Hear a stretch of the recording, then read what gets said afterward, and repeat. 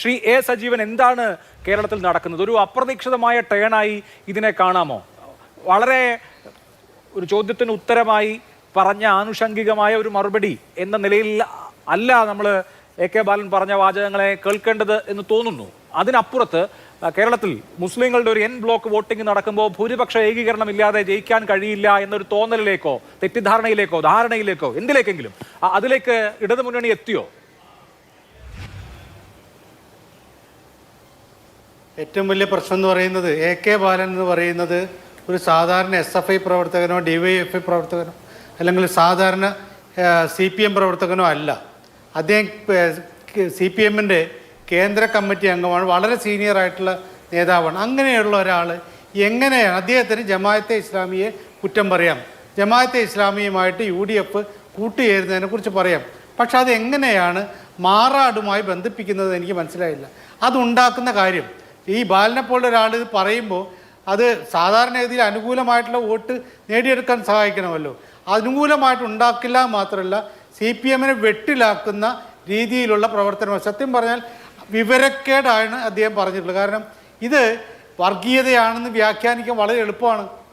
ഈ മാറാട് കലാപത്തിലുമായിട്ട് ലിങ്ക് ചെയ്യുമ്പോൾ മാറാട് കലാപം ഉണ്ടായത് ജമാഅത്തെ ഇസ്ലാമി ശ്രമിച്ചിട്ടാണ്. ഇപ്പോൾ ഇവിടെ 3 പേര് സംസാരിച്ച് 3 പേരേക്കാൾ മാറാട് കലാപത്തെക്കുറിച്ച് പറയാൻ എന്തുകൊണ്ട് എനിക്ക് ആധികാരികമായിട്ട് പറ്റും എന്നെനിക്കറിയാം. കാരണം ഞാൻ ആ പ്രദേശത്തുള്ള ഒരാളാണ്.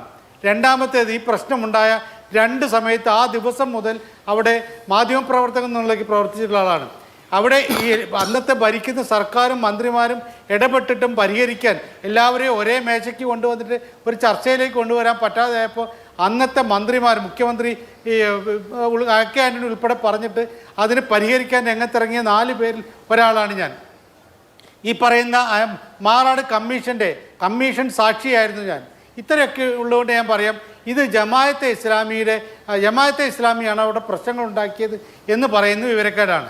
അത് തെറ്റായ കാര്യമാണ്. അത് ജമാഅത്തെ ഇസ്ലാമി അധികാരത്തിൽ വന്നാൽ ഇതുണ്ടാവും. ജമാഅത്തെ ഇസ്ലാമിയുടെ വർഗീയതയെക്കുറിച്ചൊന്നുമില്ല പറയാം. അവർ വർഗീയ കക്ഷി സംഘടനയാണെന്നുള്ള കാര്യത്തിലൊക്കെ വേണമെങ്കിൽ നമുക്ക് അനുകൂലിച്ച് പറയാം.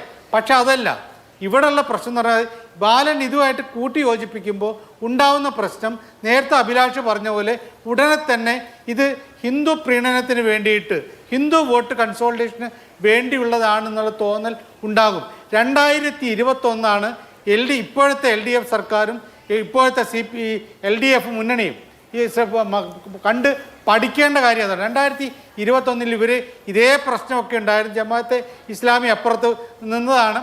പക്ഷെ അവർ ഈ ജമാഅത്തെ ഇസ്ലാമിയെ വലുതായിട്ട് പിന്നെ ഈ ഏറ്റുപിടിച്ച് അതിനെതിരെയുള്ള രംഗത്തേക്കൊന്നും വന്നില്ല. അക്കാലത്തെ വികസന പ്രവർത്തനങ്ങൾ, അക്കാലത്ത് സർക്കാർ നടപ്പാക്കിയ കാര്യങ്ങൾ അതൊക്കെ വെച്ചുകൊണ്ട് പോയി. മാത്രമല്ല ഈ പ്രശ്നങ്ങൾക്കിടയിൽ നേരത്തെ ഇവിടെ ഷിബു മീരാൻ പറഞ്ഞ പോലെ ജമാഅത്തെ ഇസ്ലാമിയെ എതിർക്കുന്ന, ലീഗിനേക്കാൾ കൂടുതൽ എതിർക്കുന്ന ജമാഅത്തെ ഇസ്ലാമി തനി വർഗീയ സംഘടനയാണെന്ന് ആവർത്തിച്ച് പറയുന്ന ഒരു പ്രസ്ഥാനമാണ് സമസ്ത.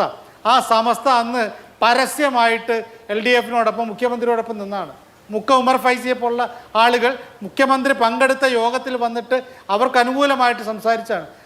അതിൻ്റെ ഒരു നേട്ടം ഉണ്ടായതുകൊണ്ടാണ് 8 സീറ്റ്, അത് ആദ്യമുള്ളതിനേക്കാൾ 8 സീറ്റ് കൂടുതൽ കിട്ടുന്നൊരവസ്ഥ ഉണ്ടായി. പക്ഷേ ഇപ്പോഴത്തെ ഈ ബാലൻ്റെ ഈ പ്രസംഗം ഉണ്ടല്ലോ, അത് ഒരു കാലത്തും ഗുണം ചെയ്യില്ല, ഒരു തരത്തിലും ഗുണം ചെയ്യില്ല എന്നുള്ള കാര്യത്തിൽ എനിക്കൊരു സംശയമില്ല.